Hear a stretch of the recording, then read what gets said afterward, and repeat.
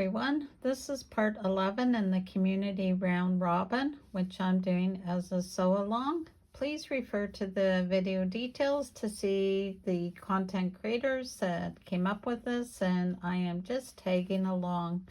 The pattern information is also available there, so please check it out. There's lots of info there, and I would hate for you to miss out. So with this one, last time we did the center cat, and on round 11 we're now going to add this neat border to it that Kelly from Kelly's Quilts and Cruises put together. So this is my thought. I want to tie into my very first border, which had a blue, a red, and a black, but I figured the black will be too heavy and contrast too much with the cat. So this is my thought. And then I had to think a little bit more overnight about this because I laid this out yesterday, and I thought, well, I could always pull some of the roof in and add that here.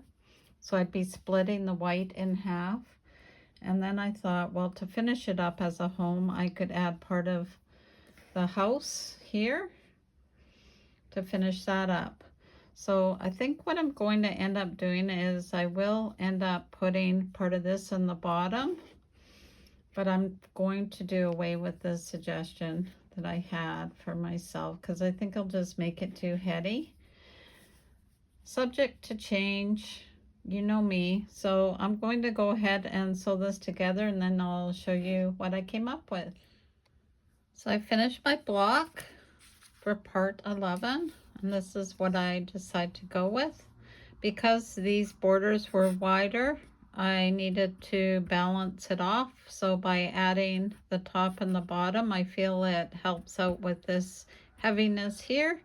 And as I said before, I want to incorporate the blue and red from one of the other borders.